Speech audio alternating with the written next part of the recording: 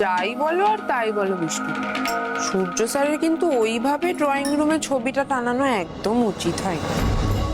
তুই এত কথা করতেছিস কেন রে মিনু? হ্যাঁ, কাজ করতে আইসিস, কাজ করবি, চলে যাবি। মনিবের মাঝখানে আমাকে মাথা না কামালাই ভালো। বারে, আর মনির যে একটা কাজের লোকের সঙ্গে ছবি টানালো তার বেলা। তোর তো দিন দিন সাহস বাইরে যেতেছে রে মিনু। তুই কার সম্পর্কে কি কথা কইতেছিস মিনু? তোর এই বৌদির সম্পর্কে কথা কখনোর আগে একবার ভাবা উচিত। বৌদি হইলো ছোট কর্তার বউ, ওই বাড়ির মালকিন, কথাটা মাথায় রাখিস। শোনো বিষ্ণুদা, তুমি না একদম। সবার কফি হয়ে গেছে? হ্যাঁ বৌদি, হয়ে গেছে। এক কাজ করো বিষ্ণুদা, তুমি বাকিদের কফিগুলো নিয়ে যাও, কর্তাবাবুর কফিটা আমি নিয়ে যাচ্ছি। আচ্ছা ঠিক আছে, এই না।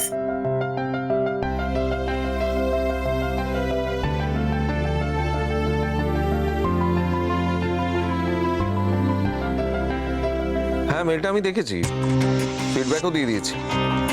তবে টেন্ডারটা প্লেস করার আগে একবার ভালো করে দেখে নিও। হ্যাঁ, ওই সূর্যর কোনো ফিডব্যাক থাকলে জেনে নিও। ওকে।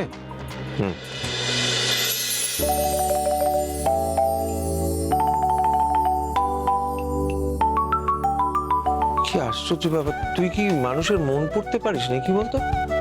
সবে মনটা কফি কফি করছিল, তার মধ্যে তুই কফি নিয়ে হাজির হয়ে গেলি, তো দারুণ ব্যাপার।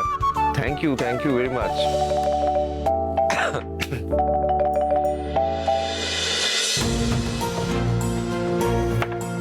কিছু বলবি?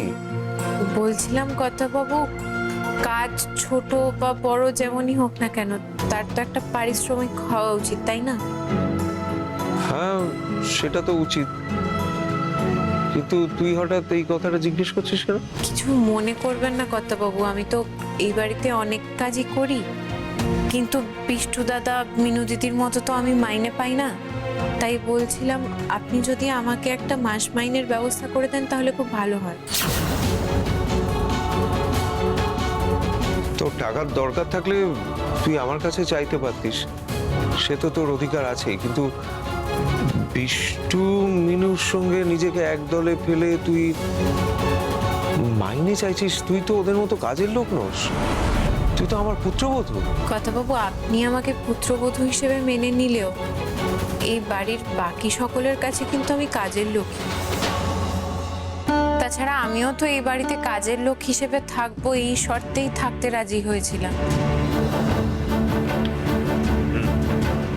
কর্তাবাবু, আমি তো 6টা মাস আছি এই বাড়িতে, যে কটা মাস আছি সেই কটা দিন আপনি না হয় আমায় মায়না দেবেন, তারপর তো। জানি সোহাগ, জানি। আমি তোকে কথা দিয়েছিলাম তুই এই বাড়িতে 6 মাসের বেশি থাকবি না, তাই তো? তা সেটা বারবার বলার কি দরকার আছে? তোর টাকার দরকার তো, আমি তোকে দিচ্ছি না।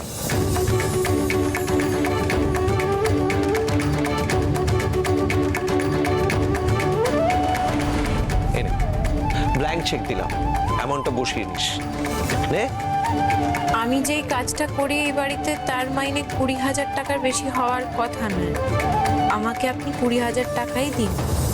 তুই তো বড্ড বোকামে। আমি তোর সামনে ঐশ্বর্যের ভাড়ার খুলে দিচ্ছি, কোথায় সেটা তুই দুহাতে তুলে নিবি তা নয়, তোর যেটুকু মাইনে তুই সেইটুকুই চাইছিস। আপনি আমাকে যা ঐশ্বর্য দিয়েছেন তার কাছে এই টাকা পয়সা কিছু নয় কর্তাবাবু। আমি আবার তোকে কি ঐশ্বর্য দিলাম? আপনার স্নেহ, মমতা, ভালোবাসা, আপনি আমাকে আগলে রেখেছেন এখানে, এটাই তো আমার কাছে ঐশ্বর্য। আর এই ঐশ্বর্য তো টাকা দিয়ে কিনতে পারবো না। আমার মাইনে যেইটুকু সেটুকুই আমায় দিন কর্তাবাবু। না হয় তাই দিলাম, কিন্তু আমাকে একটা কথা বলতো, তুই এই টাকাটা চাইছিস কেন? নিশ্চয়ই তোর কোনো প্রয়োজন হয়েছে, প্রয়োজন না হলে তো তুই টাকাটা আমার কাছে চাইতিস না। আচ্ছা, কেন টাকাটা দরকার হয়েছে সেটা কি তুই বলবি আমার? না, যদি বলতে না চাস তাহলে বলার দরকার নেই। না কর্তাবাবু, মুখ ফুটে যখন টাকাটা চাইতে পেরেছি, কারণটা বলতে আমার কোনো অসুবিধে নেই। আপনার অফিস থেকে বাবাকে এতদিন যে মাইনেটা পাঠানো হতো সেটা বন্ধ করে দেওয়া হয়েছে। হোয়াট? কি বলছিস তুই? এটা গোপাল তো আমাকে কিছু জানায়নি।